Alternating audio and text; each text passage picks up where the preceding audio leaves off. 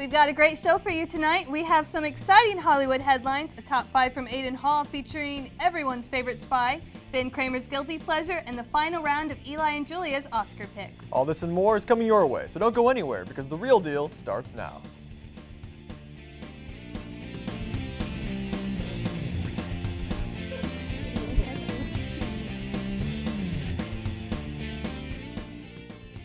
Hello, and welcome to another episode of The Real Deal, Ball State's one and only entertainment news show. I'm Andrew Bennett. And I'm Kaylee Russell. Here at The Real Deal, we like to stay in the know about what's going on in Hollywood. With the latest headlines is Ramel Tadai. Take it away, Ramel. Gerard Butler is suing the producers of Motor City for $5.1 million in damages, claiming he was not paid after the film was scrapped last summer. Butler is alleging breach of contract and breach of implied covenant of good faith and fair dealing in a suit filed this month in California Superior Court. Randall Emmett and George Furla's Emmett Furla Films, which finance Motor City, is named as a defendant, as is the limited liability company Motor City Productions that was established for the film. Production on Motor City ended abruptly last summer when backing for the revenge thriller fell through with 2 weeks to go before cameras started rolling. Joel Silver's Dark Castle was also producing the film, and Warner Brothers was set to distribute. Neither Silver nor Warner Brothers were named in the suit, but Butler's salary consisted of a $4 million pay-or-play component, meaning he was guaranteed payment even if the film was never made. He was also due to receive up to $2 million in deferred compensation, according to the lawsuit. However, Butler's attorneys allege in the suit that in August of last year, the actor's agents at Creative Artists Agency were informed that production would be shut down and his guaranteed payment would not be forthcoming. William Watts Biggers, the co-creator of the cartoon Underdog, the mild-mannered canine shoeshine boy who turned into a cape superhero to rescue his girlfriend, Sweet Polly Purebred, has died. He was 85. Family friend Derek Tagg says Biggers, who went by Buck, died unexpectedly at his Plymouth, Massachusetts home on Sunday. The native of Avondale Estates, Georgia, worked for the New York City advertising firm DFS when he accepted an assignment from the agency's largest client, General Mills, to create television cartoons to promote its breakfast cereals. The most famous was Underdog, which debuted in NBC in 1964.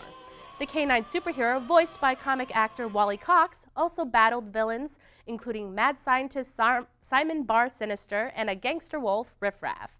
After General Mills pulled out of the animation business, Biggers became vice president of promotion and creative services at NBC. The family said Biggers delighted in enduring the appeal of his Underdog franchise, including the balloon that appeared in the Macy's Thanksgiving Day Parade and the 2007 live-action film. Biggers also wrote for publications including TV Guide, Family Circle, and Reader's Digest, and wrote several novels including The Man Inside and Hold Back the Tide. Biggers' wife of 39 years, Grace, died in 1989, and he's survived by his daughter, Victoria Biggers, his son, W. Watts Biggers Jr., and longtime companion, Nancy Purebred. The funeral arrangements will be private. A memorial service is planned for a later date. And from Dillinger to Capone to Gotti, there are a few subjects that fire up Hollywood's imagination more than a notorious gangster, and the latest to come down the pike is James Whitey Bulger. The South Boston crime boss and inspiration for Jack Nicholson's fictional mobster in 2006, The Departed, was captured in Santa Monica in 2011 after 16 years on the lam and is awaiting trial on 19 accounts of murder, among other charges. He's now the center of 2 major film projects in the works. Earlier this month, Johnny Depp signed on to play Bulger in director Barry Levinson's Black Mass, which begins shooting in May. Meanwhile, Ben Affleck is developing his own Bulger film to direct with Matt Damon on board to star. Dick Lear, who co-authored the 2001 book on which Black Mass is based, as well as a new Bulger biography out this month, says that what distinguished him was his ability to leverage his status as an FBI informant to grow his empire. For 20 years, he harnessed the power of the FBI to work for him. The scope and horror of what was eventually revealed was mind-boggling. And that's it for Hollywood headlines. I'm Ramel Tadai. Thanks, Ramel. It looks like it's time for our first break, but when we come back, Aiden Hall will give us this week's top 5, and Chauncey Baker will share his frustration with the music industry. But first, here's our weekend's box office report. Don't touch that remote. changing everything. We're seeing corpses fighting skeletons, sir. Who do we shoot? Shoot this! Hi. Huh?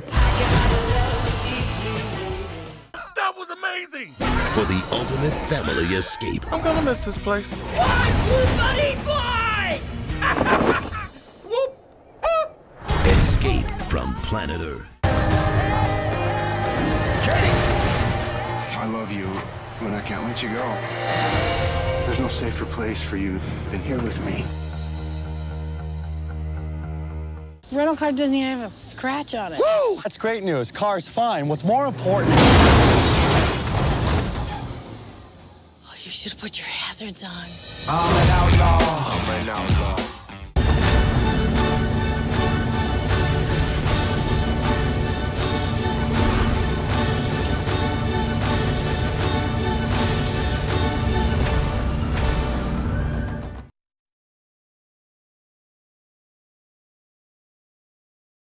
Welcome back. Before Jason Bourne, Ethan Hunt, or even Austin Powers, there was one spy to top them all.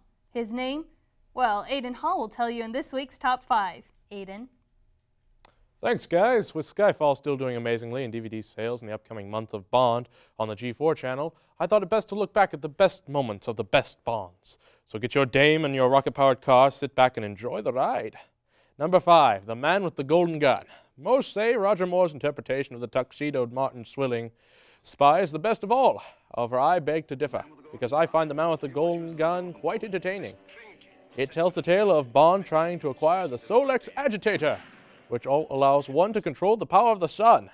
However, the Man with the Golden Gun, played by the clever Christopher Lee, is also in pursuit of said weapon. The movie is extremely cheesy and is still a good romp with Mr. Bond. Number 4, Quantum of Solace. While he may be no Connery, Daniel Craig is an amazing Bond, and Quantum of Solace is an amazing movie. Quantum of Solace is a direct sequel to Casino Royale and tells the tale of Bond getting revenge for his lover's death and stopping the evil Dominic Green from gaining control of the Bolivian water supply. The movie is the most violent of the Bond franchise, but is still extremely entertaining. Number 3, GoldenEye. Pierce Brosnan is debatably almost as good as the Connery when it comes to being the Bond, and GoldenEye was his best work. GoldenEye, which was dedicated to Ian Fleming, the creator of the Bond books, tells of Bond having to stop Trevelyan, a former British spy intent on crushing London's economy with the power of the GoldenEye satellite. This was the first Bond movie after a 6-year hiatus and is extremely excellently acted and truly stunning. Number 2, Goldfinger. Speaking of gold, a truly classic Bond movie comes in the tale of Goldfinger. Bond played the amazing Highlander, an enemy of Alec Trebek, Sean Connery, must stop the illustrious Goldfinger and his famous henchman Oddjob, who could cleave a statue in two with a twist of his hat. Goldfinger plans on stealing from Fort Knox and speaks the iconic line, "No, Mr. Bond, I expect you to die." The movie's amazing and while dated is still a sight to behold. And at number 1, You Only Live Twice. Speaking of the beauty that is Sean Connery's James Bond, You Only Live Twice is a true masterpiece. Shot in beautiful Japan, it tells the tale of Bond having to fake his death and find a secret weapon and keep it out of Spectre's greedy Soviet hands. The movie is beautiful and the acting, while cheesy at times, is eternally enthralling. And there you have it, dear agents and spies, my top 5 James Bond movies. I'm 00 Dan, and this has been the top 5. Stay classy now. Thanks, Aiden. I'm surprised Dr. No didn't make the list. It's a classic. Is that something to rant about? Not this time. That's Chauncey Baker's territory. Speaking of which, Chauncey is here to give us his own rant. And this time, he's annoyed with music. What's going on, Chauncey? I hate hipsters. Hipster hatred aside, I feel like I'd take your sweet time to discuss something that really me off. The way record companies slap the word indie onto every new band that crawls out of the woodwork these days. First, let's get one thing straight. I love a lot of bands that are classified as indie because I like the music, like Arcade Fire, The National, The Decemberists, and The Black Keys, and so many other bands, not because of the fact that it may be obscure to some. I'm going to receive a lot of flack for saying this, since they just played here at Ball State, but the Band Fund is not an indie band. In order to be classified as an indie band, you must be on an independent label. That is, not belonging to one of the big 3 corporations that control the majority of the world's music being produced. The 3 corporations are the following: the French-owned Universal Music Group, the Japanese Sony Music Group, and last but not least, the American Warner Music Group. Fun is currently on the label Fueled by Ramen, which is a subsidiary of Atlantic Records, which is actually an umbrella corporation of Warner Music Group. Therefore, Fun is technically a mainstream band since their are owned by Warner Brothers. Does that make Fun a bad band? No, not at all. My opinion of the band aside, the label indie pop really doesn't make any sense. Is it like a morphing of the mainstream and the obscure? It's a catch-22. What's so funny about this is the hipsters have no idea that the record companies are using the edgy indie label to make a quick buck off our beret-wearing Tom's buying friends. Another thing that me off is that hipsters always pass off any music that is mainstream as being lame and selling out. I challenge any hipster to listen to any Beatles or the Doors albums and tell me they didn't enjoy it because they were on major labels, which is null and voided anyway due to the aforementioned argument.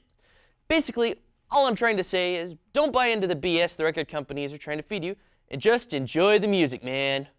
I'm Chauncey Baker, and this has been The Rant. And I've liked ranting before it was cool. Thanks, Chauncey. It looks like it's time for another break, and when we come back, Aaron Beal will tell us what's under the radar, and Eli Ralston and Julia Ritchie will give us their final Oscar picks.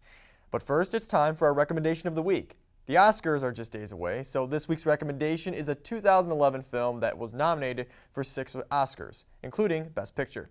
Moneyball is based on the true story of the Oakland A's manager Billy Beane and his quest to gain a competitive advantage in the MLB, despite his team having the lowest salary constraints in baseball. With the help of a recent Yale graduate, Peter Brand, Beane uses statistical data to take advantage of more analytical gauges of player performances to assemble a winning team. Moneyball stars Brad Pitt, Jonah Hill, Philip Seymour Hoffman, and Robin Wright. Check it out. There are rich teams, and there are poor teams. Then there's 50 feet of crap. And then there's us. That's $1, man. What? Welcome to Oakland. I need more money. We're not New York. Find players with the money that we do have. I like Perez. Got an ugly girlfriend. Ugly girlfriend means no confidence. You guys are talking the same old nonsense, like we're looking for Fabio. We got to think differently. Who's Fabio? Your goal shouldn't be to buy players. Your goal should be to buy wins. And in order to buy wins, you need to buy runs. Who are you? I'm Peter Brand. First job in baseball? It's my first job anywhere. We're gonna shake things up. Why don't you walk me through the board? I believe there's a championship team that we can afford because everyone else undervalues them, like an island of misfit toys. We want you at first base. I've only ever played catcher. It's not that hard, Scott. Tell him, Watch. It's incredibly hard. He can't throw. But what can he do? You want me to speak? We're not pointing you yet. He gets on base. We are card counters at the blackjack table. We're gonna turn the odds on the casino. I'm heading in. Text me the play-by-play. Wait, what? I don't watch the games. Billy Beane has tried to reinvent a system that's been working for years. It was a nice theory, just not working out. How long is Billy Beane gonna last? He's proven himself right out of a job. In their minds, it's threatening the game. It's threatening the way that they do things. Hey, Daddy, do you think you'll lose your job? What? Where did you hear that? Well, I go on the internet sometimes. Don't go on the internet. Watch TV or talk to people. You're discounting what scouts have done for 150 years? What the hell am I doing? What is happening in Oakland? It defies everything we know about baseball. Just plain crazy! If we win with this team, we'll change the game.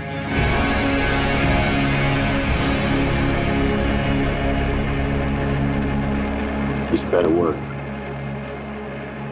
I'm just kidding.